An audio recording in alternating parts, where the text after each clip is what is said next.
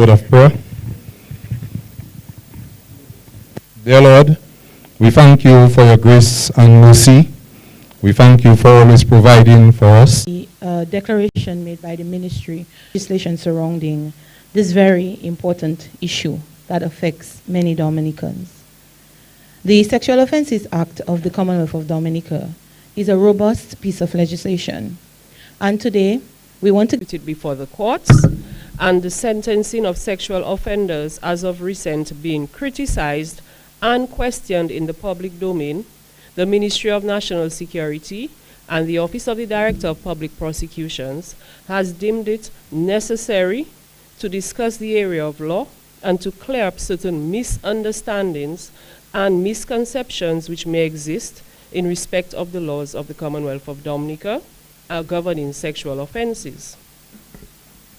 Firstly, we must start at what governs sexual offenses in the Commonwealth of Dominica. And the robust legislation which my colleague, the PS, has referred to is the Sexual Offences Act, Chapter 1036 of the 2017 Consolidated Laws of the Commonwealth of Dominica. My office, having done a comparative analysis of the Sexual Offences Act of both the CARICOM and OECS jurisdictions, can firmly say that our act in Dominica is the most stringent and comprehensive Sexual Offences Act.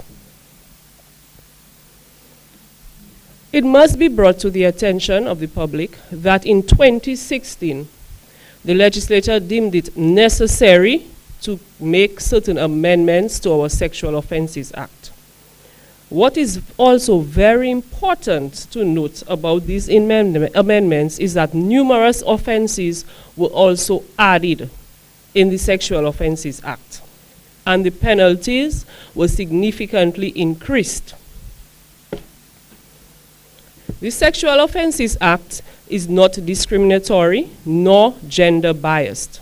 Therefore, the Sexual Offences Act is aimed at challenging society's current attitudes towards sexual offenses and to transform the approach individuals place on sexual offenses while catering for practicable gender equality and protection for both minors and adults.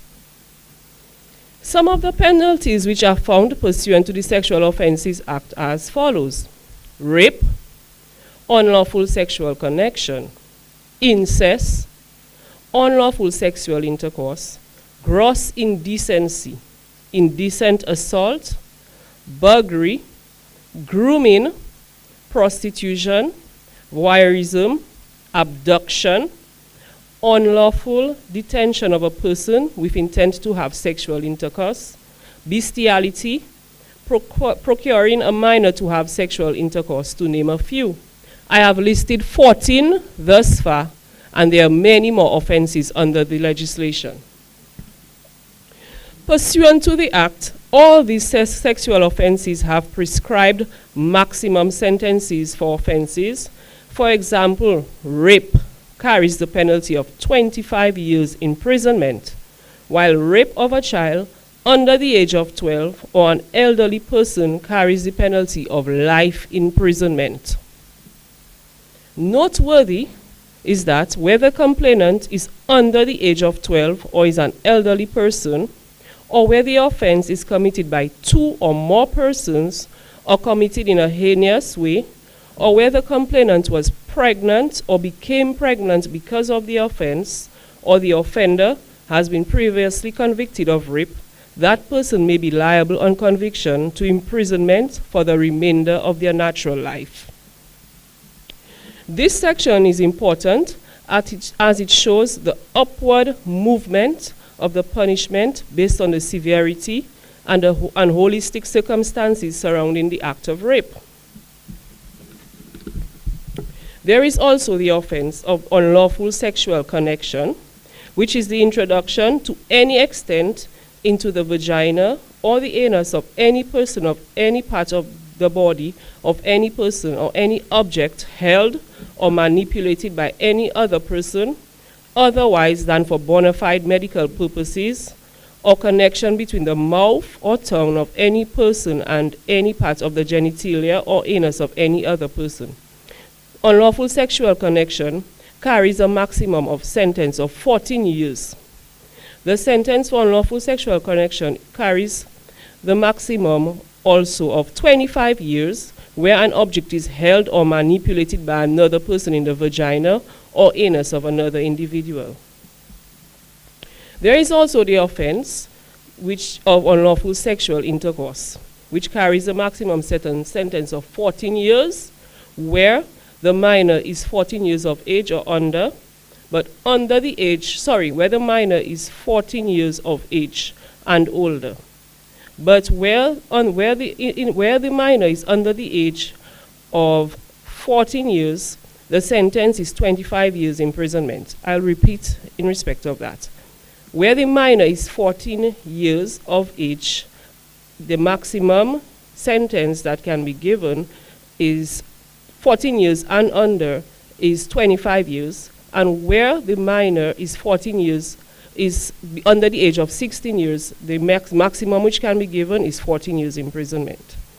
It must be highlighted that the act is so stringent that according to section 36A, I believe that this is the most important amendment that was made to the legislation, that is section 36A, that where someone is convicted of a sexual offense, the court can give a maximum sentence of 2/3 of the sentence stated in the legislation.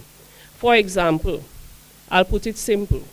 If the maximum sentence is stated as 15 years, the court is mandated to give a sentence of 10 years and not go any lower. So the court is mandated to give a sentence of 2/3 of the maximum sentence. And section 36A is a section of the law that strays away from sentencing guidelines. Lately, there has been a lot of talk about guidelines and what are sentencing guidelines. Let me briefly tell you about sentencing guidelines. In 2019, the Eastern Caribbean Supreme Court passed guidelines to deal with sentencing in various offenses. The purpose of these guidelines was to allow for consistency and consideration of the proper facts and circumstances in passing sentence. According to the guidelines, all sentences must be clearly expressed and the reasoning given. Factors taken into consideration, whether as aggravating or mitigating factors, should be set out as part of the sentencing remarks. Any departure from the guidelines must be explained as part of the reasoning. The guidelines for sexual offenses are being used by the court in sentencing for sexual matters. And these guidelines are available online.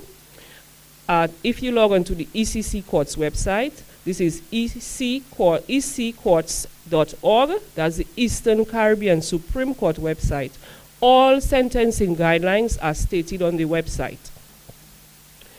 It must also be noted that these guidelines are very mathematical and differs to the pre-2019 method of sentencing, where allowance was made for attorneys and the court to make reference to case law and to other sentences passed in other jurisdictions. The sentencing guidelines we have now for sexual offenses, they do not make room for that. What we can do is we can refer to the statute.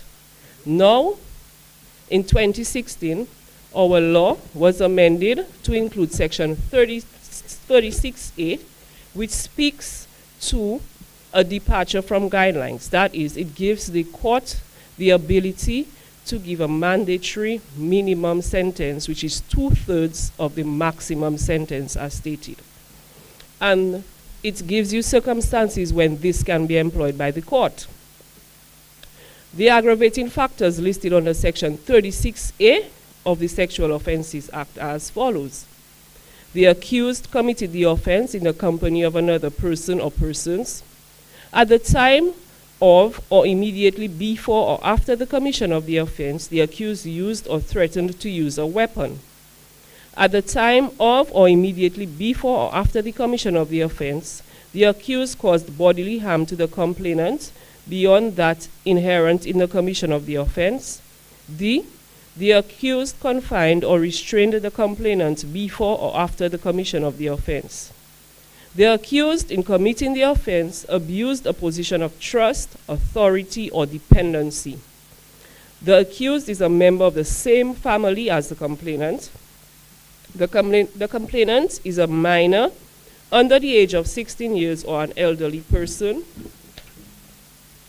The complainant contracted HIV or any other sexually transmitted disease or was made pregnant as a result of the offense, and the complainant has a physical disability or mental disorder.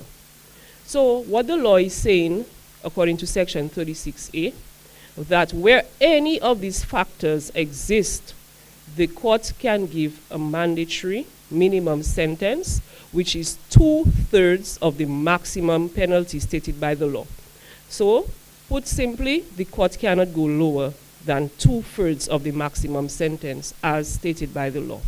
So this is how stringent our Sexual Offences Act is and how serious the legislators have looked at sexual offenses in Dominica. The fight against sexual abuse against minors cannot only be fought against by the prosecution, the police, and the courts. The approach which has to be taken is that medical practitioners, welfare officers, teachers, parents, and guardians have to be on board in that fight. The public must also be cognizant of the fact that the Act has placed duties on parents, guardians, teachers, medical practitioners, registered nurses, and midwives.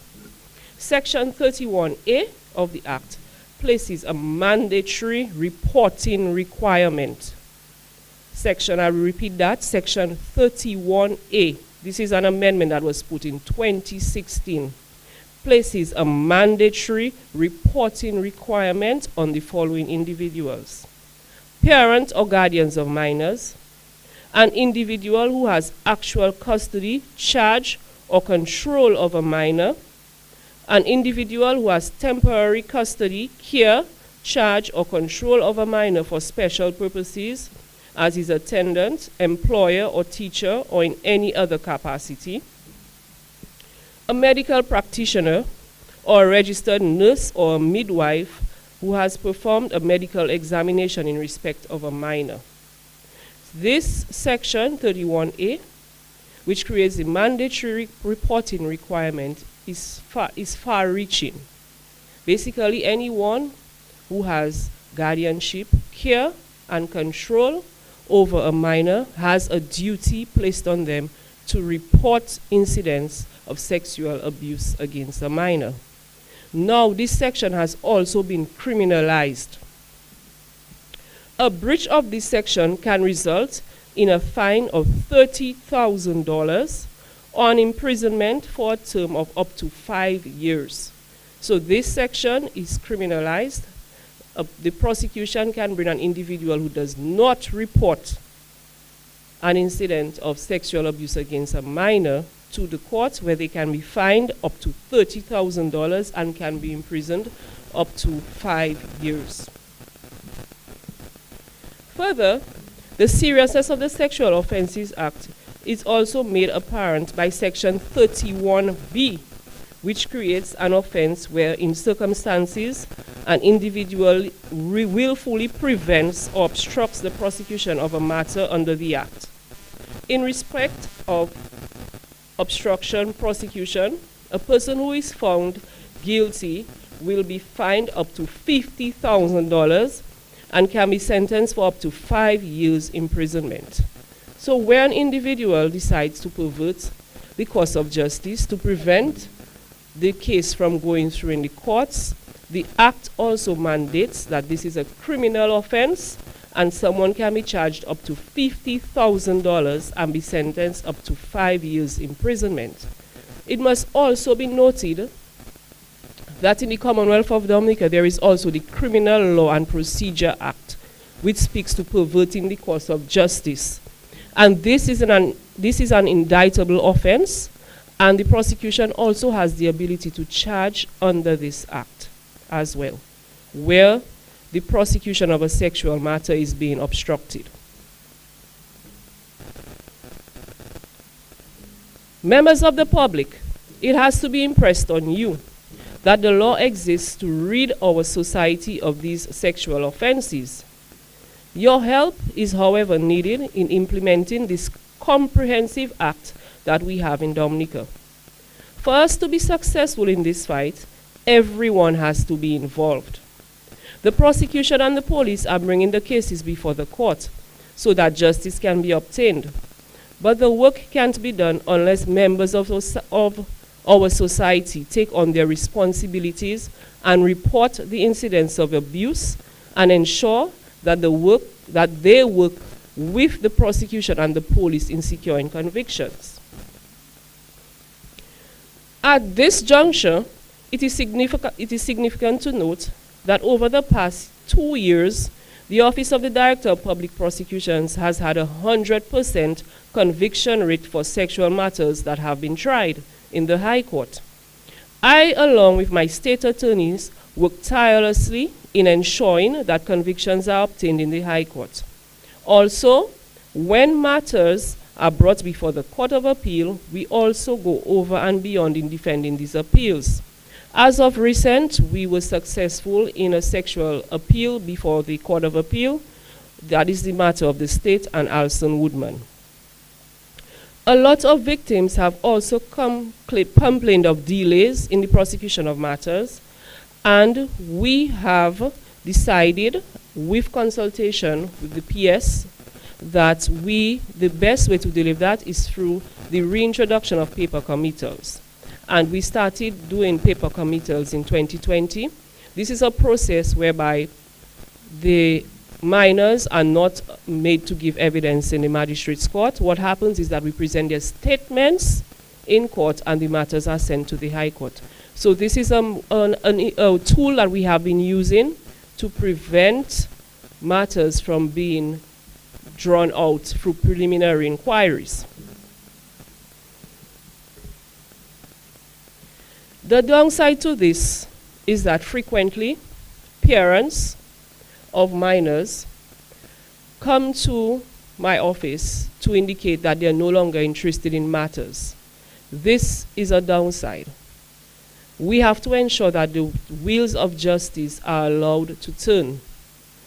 Over the past 2 years, from February 2020 to present, only one individual came to see me in respect of noting what was the status of their child's matter. But in that time frame, 11 individuals have visited me to have meetings with me in respect of discontinuing matters concerning their children. This is alarming. We have to ensure that we allow the matters to be brought to court so that the children can get justice.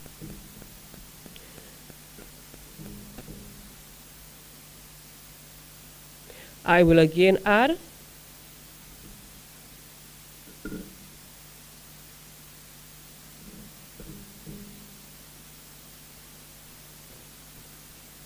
yes, life sentences can be imposed for rape, as I spoke of earlier, under the 2016 amendments that we have provision is made for a life sentence for rape. This is very important, where the child is of a certain age, where it's an elderly person who was raped, we can impose a life sentence for rape, and this act makes provision for the mandated minimum sentence.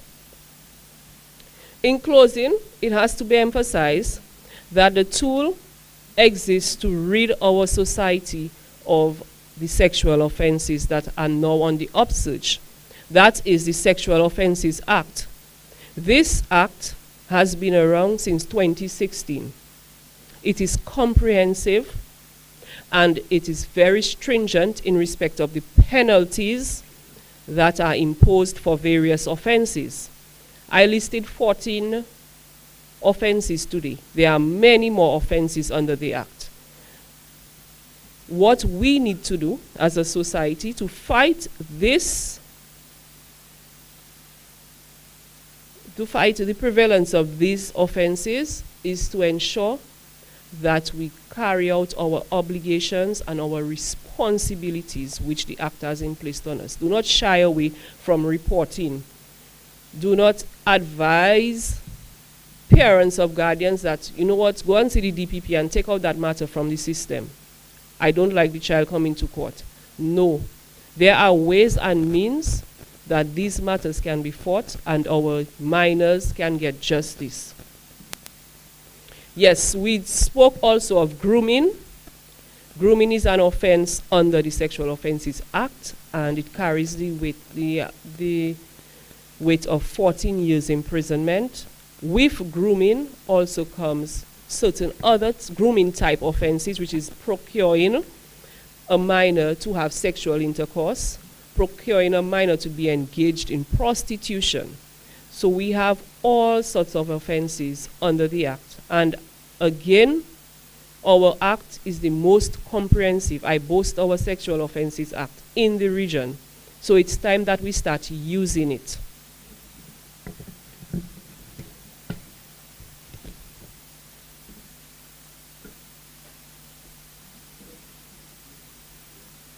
Madam DPP, I think that was a brilliant presentation. I really want to thank you for that. I think the topic of grooming particularly, I was waiting to hear you speak of that, because I don't think that we have enough of a cognizance of what grooming is and the forms that it can take. And I know that one of the popular elements of grooming is that people don't only groom the children, but sometimes they groom everyone around the children to kind of turn a blind eye to the abuse. So I think it's very important that we have these discussions and get out of our comfort zone and talk about these types of things. Honorable Minister, you were called to do opening remarks, but I will hand over to you now so you can give your remarks. Thank you very much. Ms. Shoma Darampo, who is the Director of Public Prosecution, for excellent presentation. Ms. Darampo is an excellent technician in what she does. I also want to commend the Permanent Secretary. What we have said in the past, that the Ministry of National Security and Home Affairs will time and time again interface with the public to educate and to edify the public on various aspects of our laws.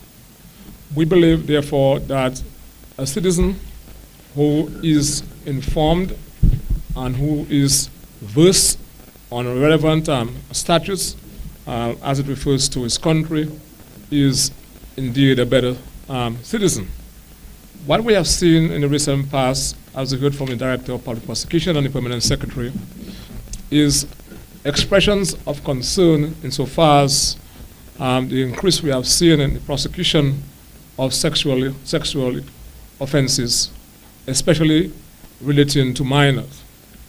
And what we have tried to do in some of the comments that we have heard and the expressions we have heard in the past, we think are sometimes predicated on misinformation and misunderstanding of the relevant statute, that is to say, Chapter 1046 of the laws of Dominica. And that is why we decided this morning to engage the public and to provide relevant information out there. So because it's going to actually entail a collective endeavor whereby all of us within society have to play our part in giving protection to the most vulnerable in our mix, namely our children and people of advanced age. The Sexual Offences Act is a gender-neutral piece of legislation in that it provides protections for both females and male. There's a number of instances you have little boys who are being violated and elderly people of both sexes. One of the things that we did in 2016 when we were actually meeting with various stakeholders to inform us to how do we proceed with the development of a comprehensive piece of legislation insofar as sexual offenses are concerned in Dominica, we look at, as we heard from the Director of Public Prosecution, a number of, from a comparative basis, a number of pieces of legislation that obtained in our sister islands.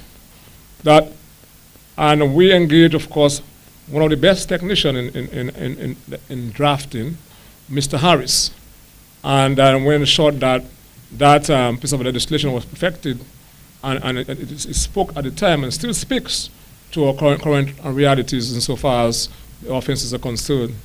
And what we were able to do, because our Sexual Offences Act is still seen as one of the most progressive, we got an invitation by the Commonwealth Secretariat. And of course, where the then Speaker of the House, Alex Knight, and myself went to England, and there was a global conference, so to speak, on Dominican law insofar as sexual offenses was regarded as the most progressive.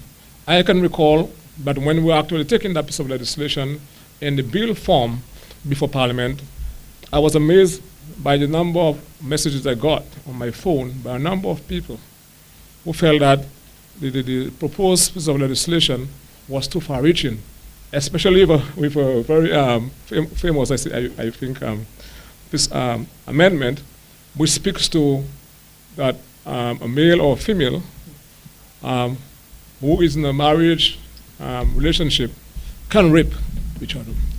And some people misunderstand and misconstrue certain elements of the Bible. I wanted to use the Bible to justify the fact that if you're married to a woman, she cannot say no to have sex. Absolutely ridiculous. I mean, a woman saying yes or I do does not mean or should not be interpreted I do to rape. It's absolutely pathetic. And likewise, the same obtained to men. But a number of men are actually not happy with that piece of legislation because they know that we still live in a male-ordered society and the victims are more or less women. So we'll continue in the future to engage the public and to engage the media in other aspects of our laws that we, of course, that we need to be edified on, and so we can know our collective responsibility. The issue about, protecting the vulnerable in our mix, protecting our minors, those people who cannot fend for themselves, the responsibility is resident in each one of us. The prosecution by itself cannot successfully bring matters before the court if, firstly, they're not reported. So fundamentally, the obligation is on you and also on me. If you're a teacher, if you're a nurse, if you're a doctor, if you're a pastor, and you have in your care any minor, and you know of any violation against that minor, you're obligated by law to report that. What happens normally is that when people point fingers in the wrong direction, so when things go bad, the person to blame the most is a politician. We have done, of course, we're not perfect, when we have to be given blows, when we deserve blows. But when we go to Parliament and we pass pieces of legislation with specific intention, the intention has to be felt when that piece of legislation or elements of that piece of legislation are actually applied within various court settings. That is when the pith and substance of any piece of legislation is tested by way of intention, is by the actual application of that piece of legislation. So I think it's a wonderful experience for us, and for you can ask a question to Ms. Darampo. I also want to commend Mrs. Spurs-Harvey, the Chief Parliamentary Draft Person within the Office of the Attorney General and within the Ministry, who does not talk much, but she's a very, very hard-working individual, a very good technician in what she does. She has worked on multiple pieces of legislation, and I want to commend her for that. She would have been here for us this morning, but she had a mishap this morning. Just like me, those things do happen. And so, again, Ms. Darampo, thank you very much for your tremendous work. I want you to say to the public that we have excellent public officers within the government space. I can recall when a certain justice was retiring, and he asked to meet with me before he left. And he cited 5 young attorneys within the Office of the Attorney General and within the ministry that he said to me, Mr. Minister, try to keep them. One has left, but I'm happy 4 of them are still with us, including Ms. Darampo. So we have to continue to work with what we have and to actually encourage our young people and to continue to serve this country. Your government has tried to build a dynamic Dominica, but that's going to require also a sense of order, an appreciation for the rule of law, and protecting each other, and being each other's keeper instead of criticizing each other. We must point fingers in the right direction. And as I'm there, so the floor is now open for questions. But before we open the floor for questions, just permit me, the last time we met here by way of a press conference was a very disturbing and unfortunate situation then, and it still remains with this innocent Kenisha Alexander, who up to now has not been actually found. We have to continue thinking about her and praying for the best. And we within the government and the police will not rest until some element of closure is brought to this matter. As we speak, you have a team of investigators working on this matter, looking at all elements from what I've been advised and what I know of that case. No stone will be left unturned in that regard, and to continue with the search and working on every lead and building on the talent that we have, and of course using whatever additional resources that we need to have. So I want to commend the public for their support so far in that regard.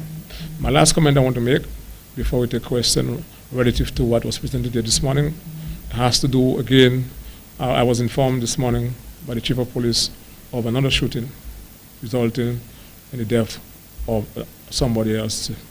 I don't have the actual detail as to the name of the individual yet, but that is very disturbing as a country, and that nonsense has to stop. It has to stop, and we will provide the police with every support, and some people in the public are not going to be happy. Some people in the public are not going to be happy. But we cannot allow in this small country for this nonsense to continue. The lieutenants and the generals have to be identified and dealt with. We have to assume, of course, a holistic approach, but fundamentally, we have to get to the root cause of this matter, and those who are responsible must face the full weight of the law. The public will call on you also to assist, but I'm saying some people are not going to be happy. There has to be a central authority to deal with this nonsense when they occur in the country.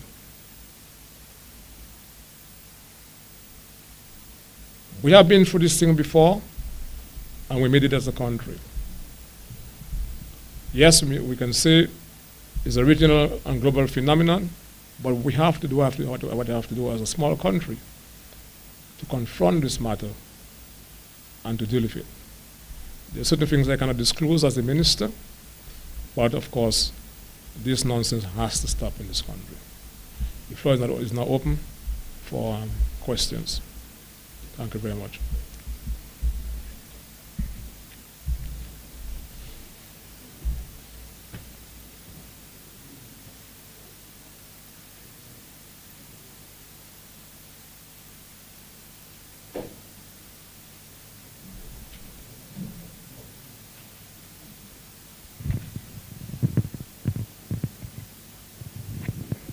Thank you very much. My first question to the head table is basically the issue of grooming, which the PS, which was mentioned, and the PS you referenced as well. It just brought to my mind the concept that all of these terms and so on, that there are certain things that happen that people are not probably in a position to word it properly, to understand what it really is about. And so my question, the core of my question on this one is the process of educating our people public education on not just this aspect of it, but the entire Sexual Offense Act as it has been amended and so on. So any of you who wish to speak to this, could the necessity of further public education. I know this is a perfect opportunity here today, but going forward, what else is there that we can do to keep people aware, cognizant of these aspects? Because the PS is right. These things will be happening, but people don't quite understand. You hear grooming. Some might be hearing it for the first time. Some of us understand what this is about, but the wider public needs to understand it is a thing. Let's just say it's something. You know, people may not be thinking of this. They may think, well, okay, someone is providing certain maybe facilities. It could be cash or whatever it is, doing certain things for certain minors, and it appears like they're being nice, being kind. Parents might think, oh, this is wonderful. Somebody's is buying my kids school books or shoes or what have you. And then you don't realize, that parent might not realize that we're talking about grooming in some instances. And it's illegal, but people are not aware. So you might just think, oh, this is just a nice neighbor, but an illegal activity is taking place. So the education of the masses on those things.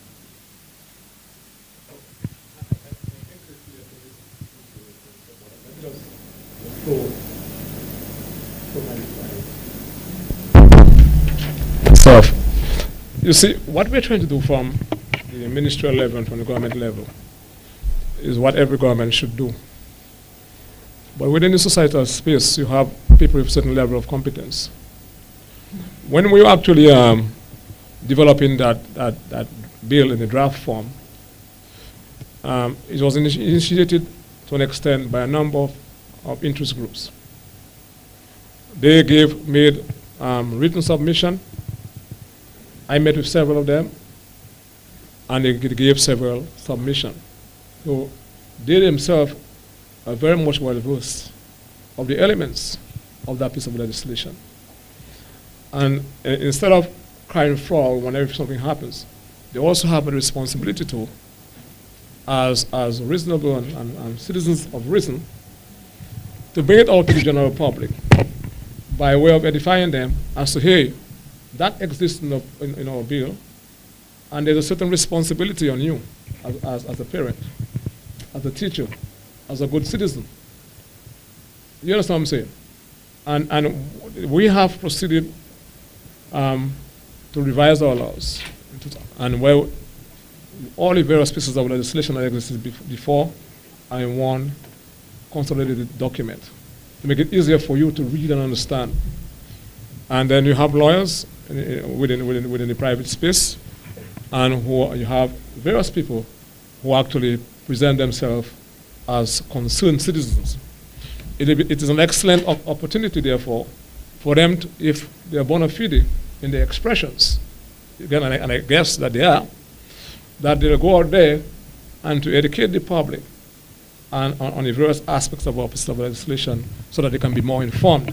So whereas the government has that responsibility, but there's also a collective responsibility within society, beyond the government space, to engage the public on those important matters. So I wanted just to add my voice to that particular part of it, because I feel very passionate about this thing. But we know that is why we're doing that. We're leading from the front to bring the information out there, and so people can have an understanding. Because a number of people, when they hear these things, is out of concern, and they may not be aware. The ordinary man on the street may not be aware on a certain element of sophistication in actually reading certain sections.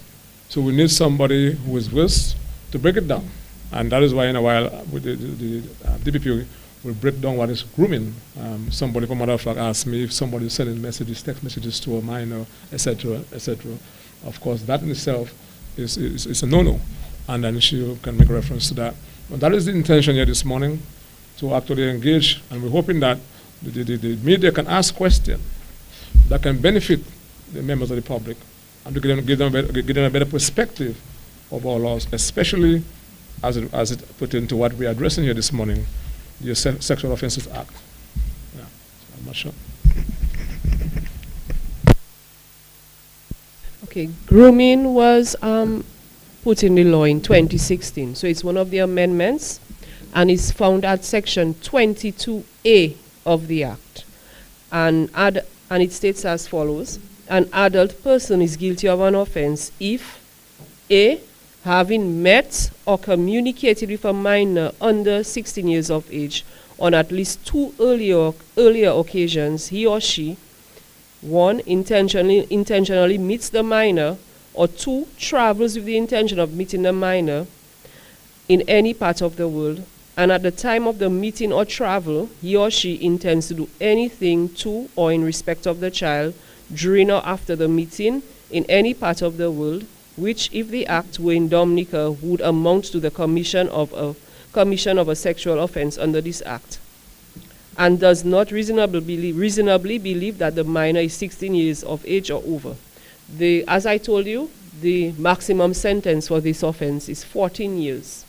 Grooming basically is you entice a child, and you are communicating two or more times with that child, with that minor, and you arrange to meet the minor, and when you meet the minor, you are there for some indecent. You may not commit the act, but your intention is an indecent act with that minor.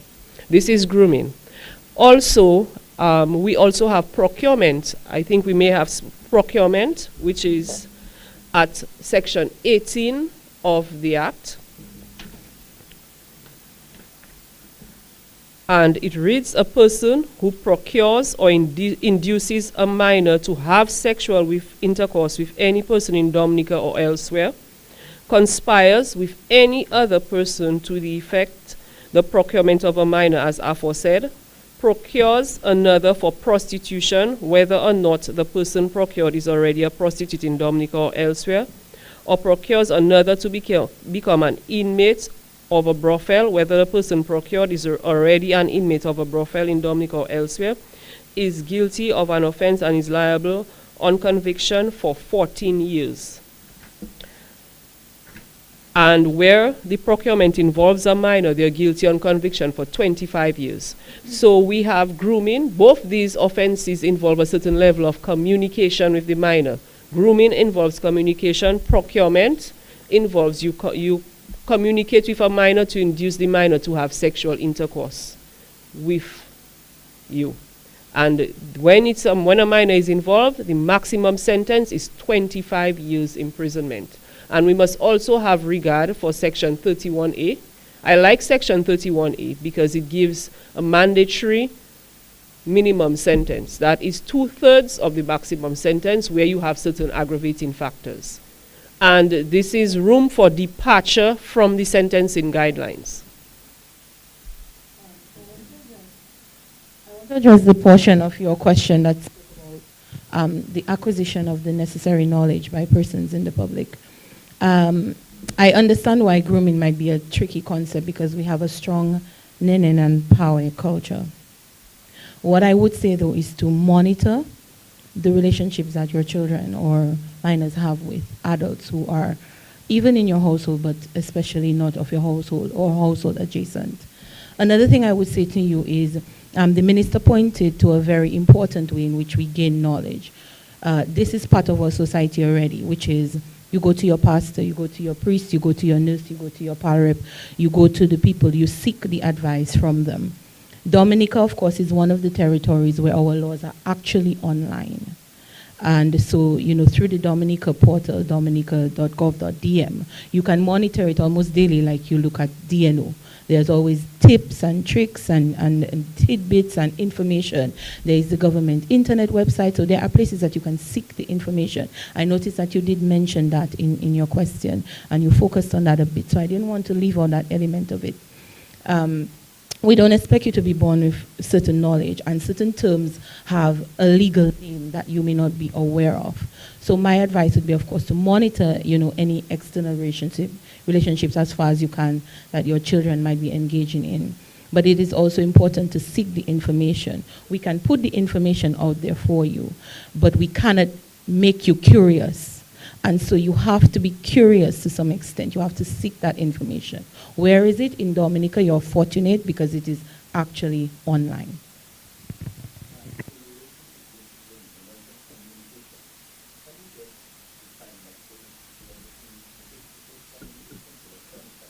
Any form of communication.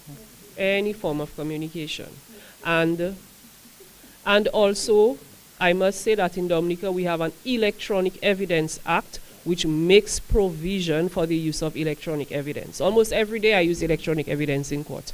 I have prosecuted sexual matters already where I have presented in court telephone conversations between the accused and the minor. So communication is any form of communication, including WhatsApp messages. I have presented WhatsApp messages in court already. We have the Electronic Evidence Act, which makes provision for that.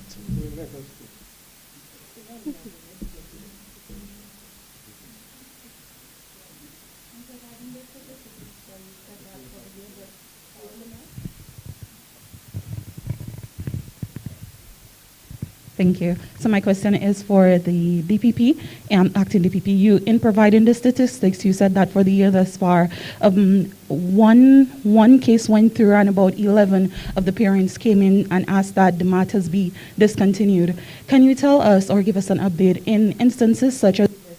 Does the state have the right to continue on with the matter even if the parents ask for the matters to be discontinued? Question number one. I'm not sure if I should ask the rest or wait for I will deal with question one and then we move on to two. Okay. It was over the past 2 years, only one individual has come in for an appointment to see me to know the status of their matter. And 11 individuals, that's from February 2020, have come in to ask that matters be discontinued. Now in Dominica, we have a prosecutor's code. And when a discontinuance is being done by the office of the DPP, and it's a constitutional power that I have to weigh the public interest test and the test in respect of the child, the minor, right? Most times we look at the public interest. In times like now, I would be looking a lot at the public interest test. Now the parents are the ones that are responsible for minors. They are the ones who would come in and indicate to me that they're interested in the matter being discontinued. Because I have noted of the increase in that, I do not deal with communication via email or letters. They come into the office and I interview the child and the parent for them to indicate to me what is the reason why they're requesting the discontinuance. Now, the prosecution cannot go nowhere without witnesses in a matter. That's why I'm saying, I said earlier on that parents have to take on their responsibilities and allow the wheels of justice to turn. Most times it's the parents that come in with the children and say, we're not interested, we have forgiven. I can say that most of the times it's a forgiveness that is being brought to my attention why they don't want the matter to go through. And our children are very educated. I can tell you that the minors that I deal with in court, they give better evidence than adults. They have grown up in a time where they're exposed to the internet, where they follow a lot of things that happen on the internet. Their teachers teach them about sexual offenses. They're educated. They have HFLE in school. They can explain themselves in court. And it's not a matter of they're going to give poor evidence. It's a matter of the parents coming in. The parents are the ones who are responsible for the children and saying that they're not interested in the matters. Sometimes the parents do not bring the children to court. State attorneys in my office have had to go to the homes of parents to find out what is going on with their matter, what is going on, why wasn't the child at court. And we've had days where we spent a whole week preparing a matter for court, and on the day of trial, the parent is saying they're not interested, they don't want their child to go through this. So what we're saying, please allow the wheels of justice to turn. Another thing, parents say, there is a certain level of delay in these matters because of the PIs. But we have decided that we are going to be doing matters through the paper committal route, which involves the minors putting their statements before the court and the accused being committed on these witness statements. And the Sexual Offences Act makes provision for all these things.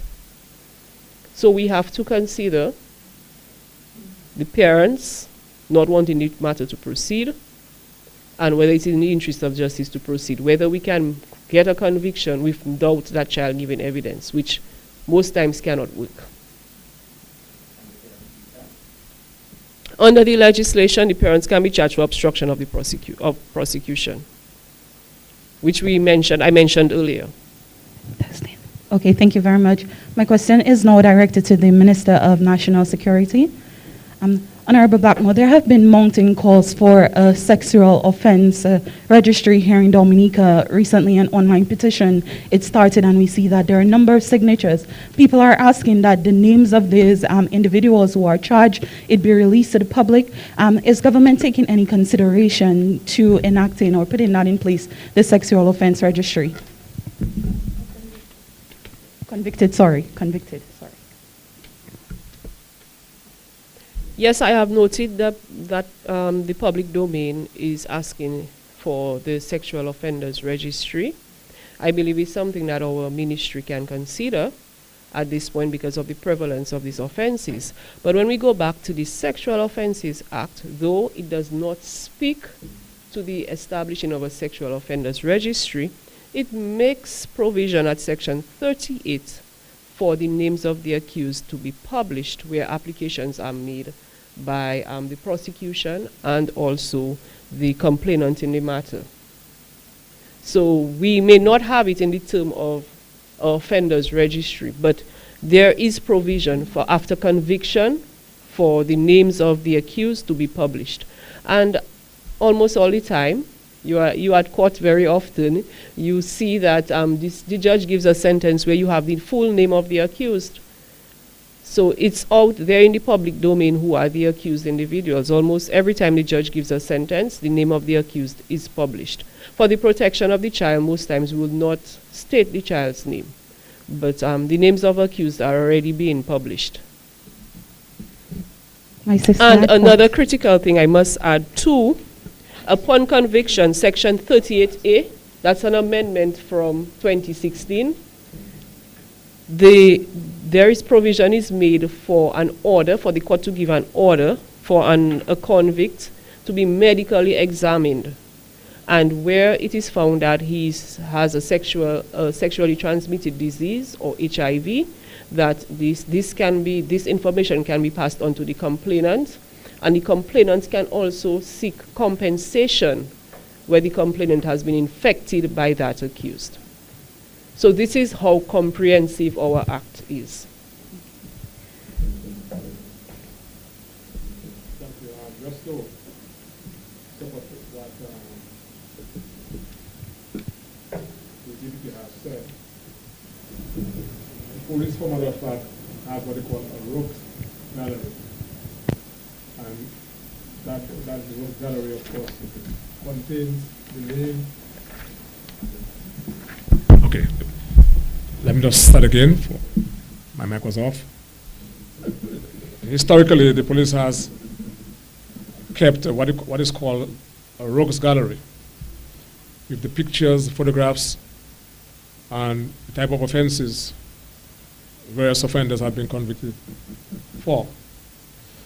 And certainly, I mean, as we go forward in terms of ensuring that the public knows of someone who is a potential threat, especially as it pertains to minors, it's something that we have to give consideration to. But also, a balance has to be struck going forward. You may have some people who have served the time and who have been for some element of reform, having served the time and been out in the public domain. And one has to be also taken into consideration that you have people who have been able to go for a certain element of reform after having served the time. So that's a balance has to be struck, therefore, between those two.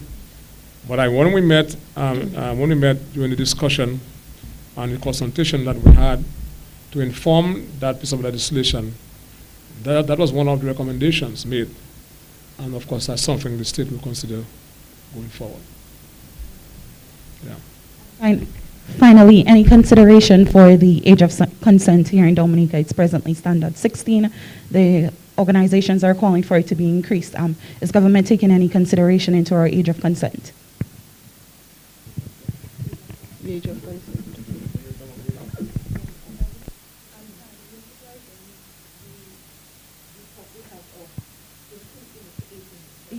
Yes, it's presently at 16. There are talks to increase it to 18. Just some thoughts on that, please.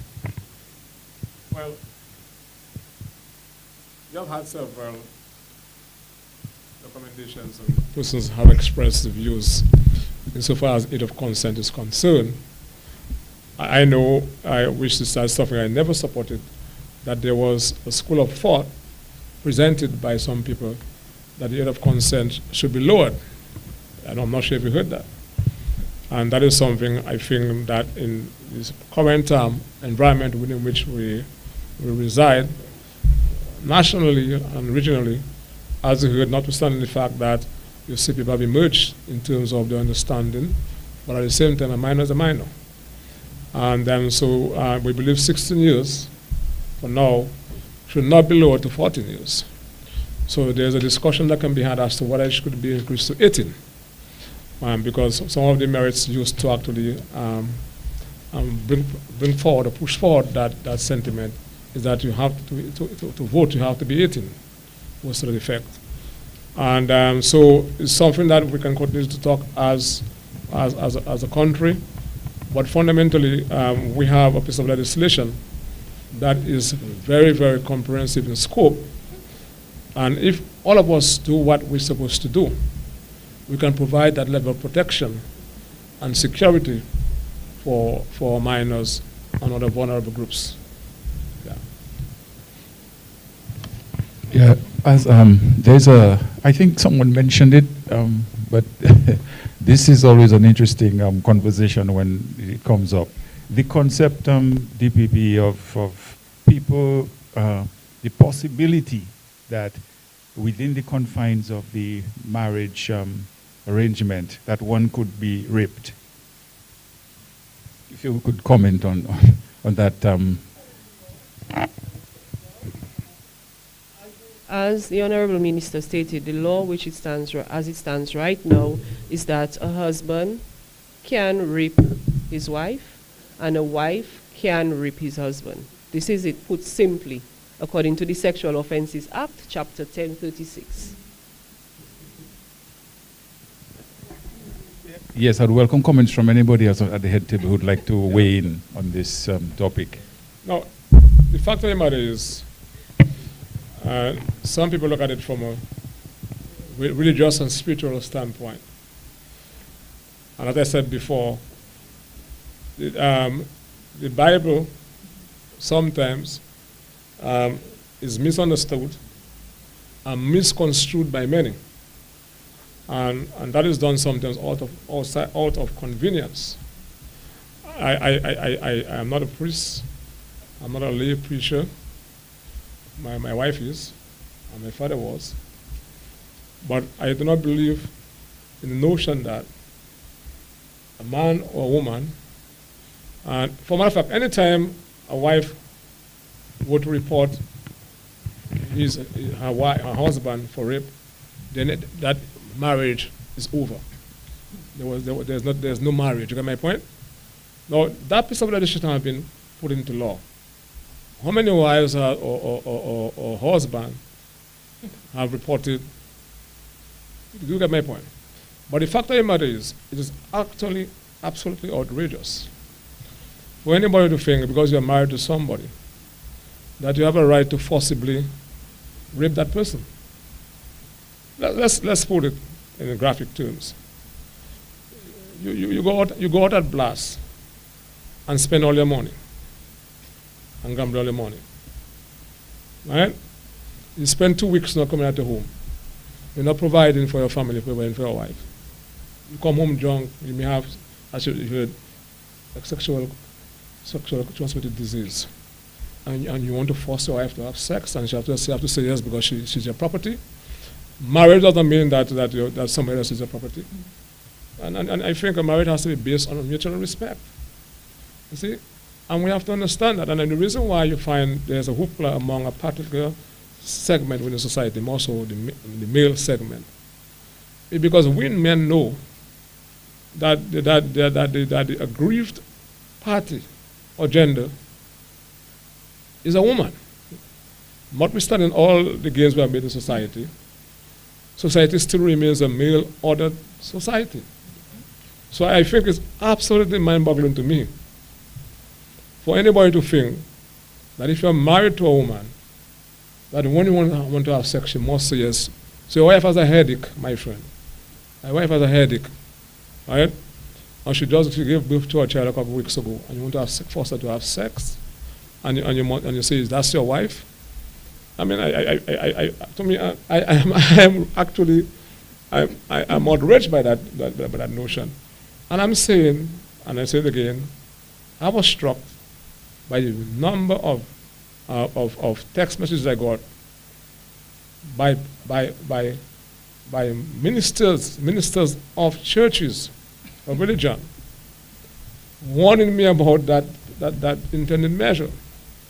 So I want the priests and the pastors and them to tell me, when the Bible says, husband love your wife and wife and husband, what does that mean? If you love your wife or husband, you can't rape your husband or wife. Do you get my point? And I think if we're talking about the way we treat other people, minors, we as adults must demonstrate that sense of responsibility and respect. That is my personal view on that. I mean, you know what I'm saying? My wife is not inadequate to me. You get my point? I see my wife as an equal party in my relationship. I cannot force my wife to do anything. I can't force my wife to think or show anything. And any person who's married to anybody, and every time you say something to the person say, yes, honey, you know you're in trouble. You're in plenty of trouble. Because the fact of the matter is, our wife is supposed to have an opinion and a brain of her own. And she ought to be able to tell you at some point you're talking nonsense, or I don't agree with you. You understand? Likewise, the husband. You get my point? So we have to understand those things, you see? And sometimes people walk around quietly and always praying, watch them fellas, you know. Watch them fellas. And they look at folks like me who have a front and things like that, you know, when you think that. But I have no respect for any man, my friend, that raises his hand on his woman, his wife. Well, nobody's not a woman, it's not your thing, and your partner. Likewise, I do not see why a woman has to hit her husband. It should not happen, you get my point. So all those things have effects and impact on our children, because children actually practice what they have seen. Yeah? And we have to understand that. So I'm happy you asked that question. And I know some guys are going to be vexed with me, but I'm cool. Understand? You're married to somebody, the person has said I do, it doesn't mean I do. To be raped, as simple as that. So I support this measure 110%. Honorable Minister, if I may, I think it is very important to remember that in an ideal world, you might not have any need for legislation like that, bearing in mind that this has been law in other parts of the world, you know, far before 2016. So we're not, quote-unquote, breaking any ground here. We're just breaking ground in Dominica. I think it is important to remember that the role of certain legislation is to preserve bodily integrity as well as dignity, which are just basic human rights, really. And that I think you should put all legislation like that talks about how you cannot forcibly violate another person's body, space, mind even, into that broader perspective. And perhaps it will make it much easier to, you know, rationalize and accept some of these provisions, if that helps.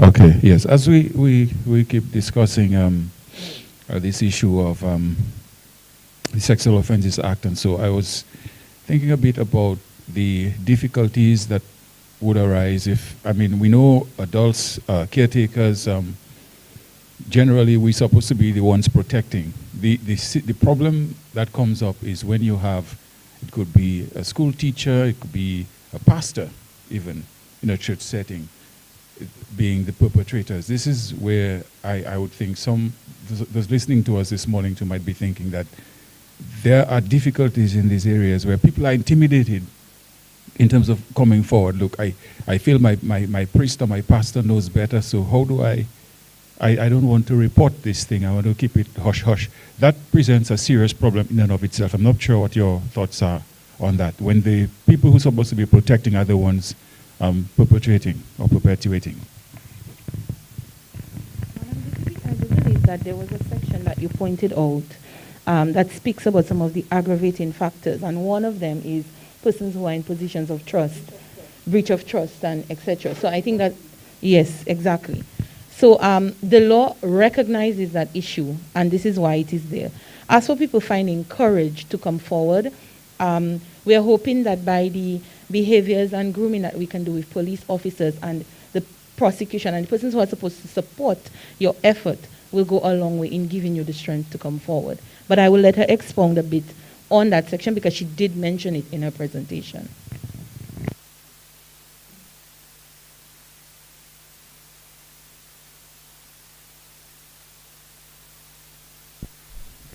Well, the legislation, as I indicated earlier, makes provision for individuals who obstruct the prosecution of these matters. And also, there is a very important piece of legislation, which is the Criminal Law and Procedure Act, that speaks to perverting the course of justice. I have dealt with matters already where parents would tell the child, don't report it, and they would go to a teacher. The parents would be somebody who is in charge of the child, and they would go to a teacher, and the teacher would be the one making the report. So we have legislation in place to deal with situations of that nature. That is the Criminal Law and Procedure Act, which speaks to perverting the course of justice. If someone is being threatened from making a report, they can also be charged. So you would have the individual being charged for perverting the course of justice and also for the sexual offense. Both charges are indictable. And the Sexual Offences Act speaks to obstruction of prosecution of the matter. And also, as the PS pointed out, I said earlier on, that the court in sentencing also considers that as an aggravated factor where the minimum mandatory sentence would be considered. This is one of the aggravating factors. If you threaten the individual, if you abuse a position of trust, that the court has to depart from the sentencing guidelines and give you 2/3 of the maximum sentence.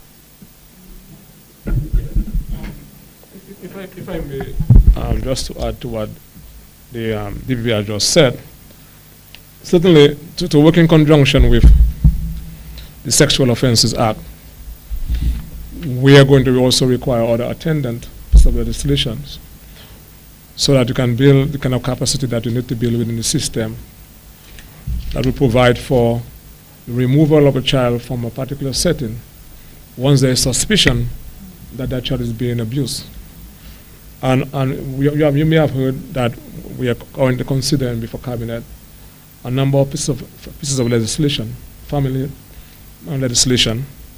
One we just Cabinet has just cleared a couple of weeks ago has to do with the adoption of children, where you will have a situation whereby a director will be appointed. That's what the law speaks to, the proposed law. And in the event there's any element of suspicion, and that child can be removed. And then there's a process within which, after a period of time, you can go before the court by way of a court order. But that will require, of course, the improvement of proper foster care, proper support system to ensure that the child's welfare can be maintained and can be preserved. So there are a number of, it has to be a holistic approach, so to speak, and to complement what we have already. And subsequent pieces of legislation that we've, of course, put in place the infrastructure, because you're going to have to require the foster homes and persons, additional staff within the, who are trained within the welfare department, et cetera, and going forward. Yeah.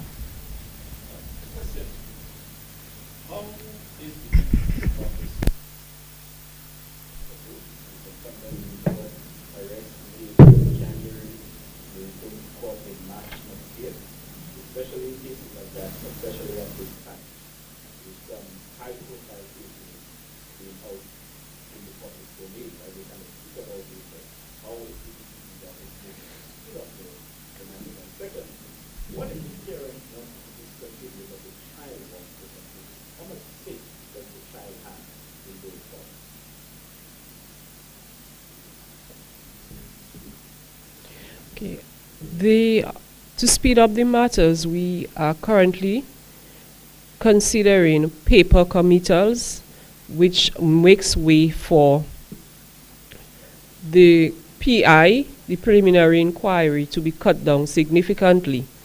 I had experience in paper committals sometime in 2015 where an accused was convicted within 6 months of being arrested. That was the first paper committal matter that I worked on at the time. And it shows that sexual matters can go through the system quickly if we use that route. The legislation is there. It's Chapter 1203, the Preliminary Inquiries Amendment Act, where it makes way for the presentation of witness statements to the court, and then the accused is committed to the High Court. I'm also in consultation with the Permanent Secretary for us to consider a paper committal unit because of the number of matters that are now before the court, to speed them up, the sexual matters. And we understand that in sexual matters, time is of the essence, because when the children are of a certain age, they have exams, they have school to attend to. That is what they're supposed to be doing. School, to attend to church, sports. We do not want to be taking up all their childhood time in court. So we are looking to speed up the matters through a paper committal unit at the Office of the Director of Public Prosecutions. And also, Mr. Titu, your other question was that, what if the child wants to continue the matter? That's the perfect situation for me. Most times when I question the children, they agree with what mommy and daddy says. But if the child wants to continue the matter, I would have to get the counselor involved and the welfare department involved, so that they can appoint somebody to be the guardian of that child, and then we take the matter on with that child. So to add, the welfare department also plays a critical role and provides support in the fight against sexual offenses. Because it's this department, we look towards them to get guardians for and foster care for children. Also, they assist in presenting what is called social inquiry reports before the court. Almost every day they present these reports before the court, which gives the court for sentencing a feel of what that child has gone through, what are the effects on the child, and how can the child be rehabilitated in respect of dealing with that incident. And also they look at deterrence and the offender. These are the considerations that are given to the offender, to deterrence, the prevalence of the offense in society. So we have the reports that look both at the offender and the victim in the matter. I'm not sure, Madam DPP, if you want to just maybe share some further light on the whole issue of paper committal. Sometimes, of course, most times it's going to require, for it to be effective, the consent of the accused and for his defense team, his lawyer. So I'm not sure. It does not. What it requires is that the accused has to be represented. Right. So it's basically something that is in the purview of the prosecution. What we do is that we put the court on notice. After reviewing the file, we put the court on notice that we are going to do this matter by the route of paper committal. It does not give an accused much leg room to oppose it. If he's not represented, we would contact legal aid to provide representation so we can speed up the matter. So all we need is that the accused has to be represented for us to do the matter through the paper committal route. Madam DPP, in this case, is the welfare division, is the child taken from the home and the welfare division takes care of the child? What if the child undergoes some sort of pressure or abuse at home from parents? Why did you choose to continue the case? Because again, you have to protect the child. The answer to this question lies in the Sexual Offences Act, because we have the obstruction of prosecution. That is something that the welfare department would bring to the attention of the police, and the police would prefer the necessary charges under the act. And usually the welfare department, what they do, they have counseling sessions with the children. They also have case managers where they're doing checks on the development of that child in school and what is going on, and they bring back these reports to the police.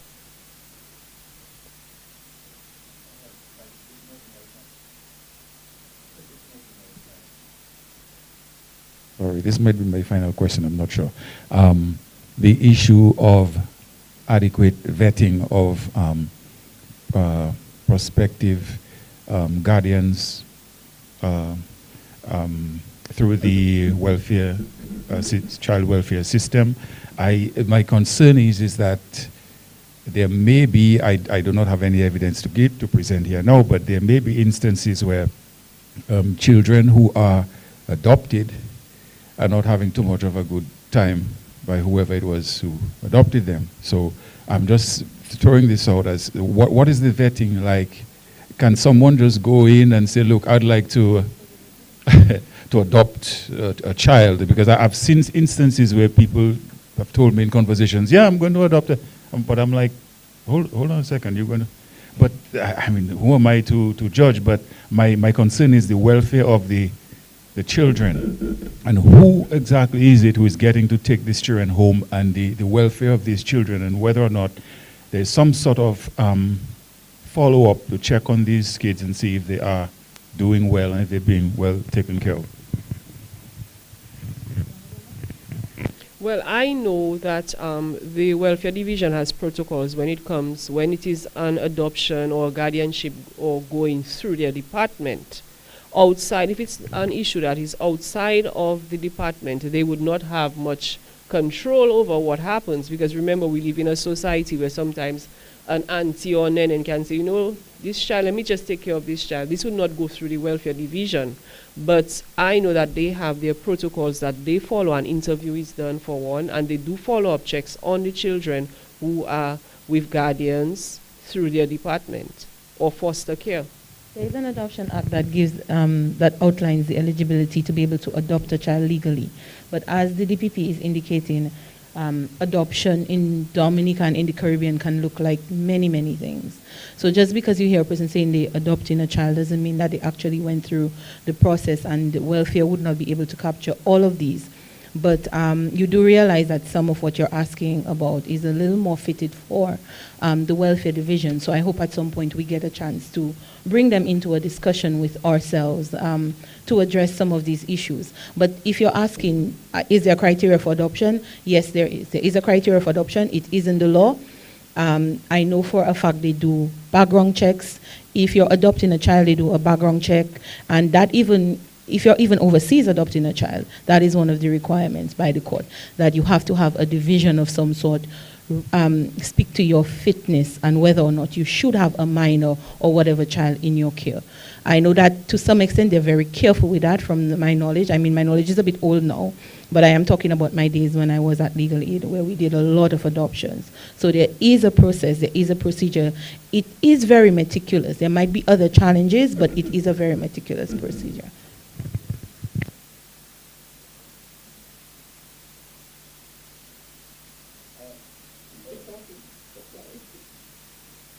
There was a case involving a what was then a high-profile person, a sexual matter, which was put up for judicial review. I do not know if the DPP would have any update on that. And just not to prolong the discussion, but what is the difference between adoption and foster care? Temporary, adoption is permanent. DPP addressed the first part. In respect of the judicial review matter, I think you may be referring of, the matter is still before the court. It's in the High Court. Now, what happens with judicial review? When an accused asks for judicial review, most times the criminal matter is stayed, meaning it's stopped for a time. We don't do any prosecution of the matter until the judicial review is heard in the High Court. And the Office of the Director of Public Prosecutions does not defend that judicial review matter. It will be defended by the office of, the chambers of the Attorney General.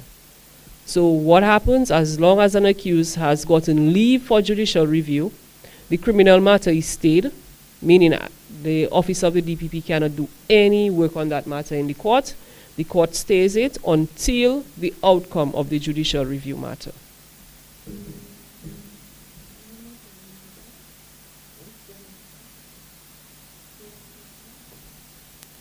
You asked about the difference between adoption and foster care. Shuma, I hope I'm correct on this. I would imagine that adoption has a measure of permanence, whereas you actually legally become the parent of that child. Foster care might be a more temporary situation where let me use one of the examples that she alluded to. She indicated, for example, that if a child wants to continue, they can be put into guardianship or foster care until the matter is concluded. So foster care, to my mind, can have a level of impermanence. It can be temporary, can be for a situation, to facilitate something, to immediately rescue the child. It can be a halfway situation where we rescue the child temporarily until we find more permanent residence. So that to me is foster care, and it can of course encompass all of the variations.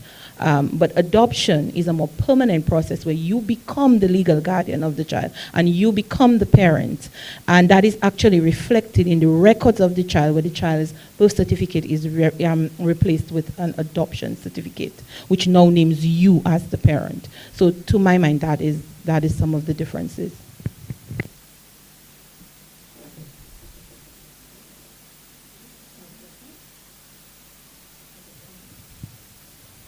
Hi, good day. Nicholas Dennis, DBS Radio. I just have one question. In regards to persons who are being prosecuted as sexual offenders and they have to be reinserted back into the public, what stipulations are in place for where their chosen workplace may be? So let's say someone who has been accused of a sexual offense. How do we put in measures in place to prevent them from being involved around something where children or persons that they have been prosecuted against from being in that type of area again? Okay. For one, when you are convicted of a sexual offense, you would have what is called a conviction card. And I know employers would ask for you to get a police record. So at the Criminal Investigations Department, where the records are kept, your conviction card would show that you've been convicted for a sexual offense. And this would be, when you come for your police record, this would be reflected on your police record, and this is enough notice, I would say, for any employer. Let's say this person is looking to get employment at a school. This is sufficient notice for any employer to say, listen, you're not suited for that setting. You're not suited for that form of employment. At the DPP's office too, we've had people who have gone up for decided to go up for village council, and police officers have come requesting information as to what happened with matters that they had before the court. One of them was a sexual matter. So we know that due diligence is being performed by certain employers in respect of knowing what are the records of the people that they employ. And the records are kept at the Criminal Investigations Department and also at the police stations in whatever village that the individual is from.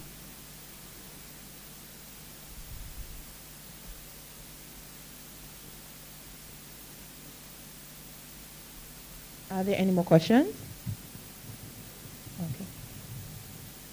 Before I hand back over to the Minister, I really want to thank the press for their engagement and participation. I want to thank the Honorable Minister, the DPP. I think this was a very stimulating discussion, and I look forward to the feedback that we will get. Honorable Minister. Thank you very much, PS. Thank you, Madam DPP, and thank you, members of the press, for a very interactive engagement and interaction. As I said before, we intend to continue that endeavor, one of engagement and edifying the public on various aspects of our laws. We shall be looking in due time at two of the legislations that have caused some debate in the public domain.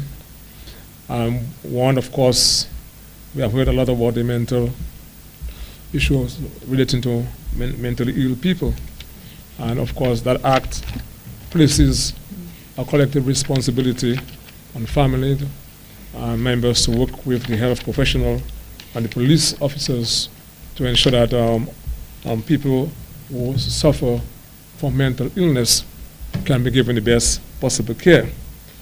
And the relevant chapter is chapter 4062 of the laws of Dominica.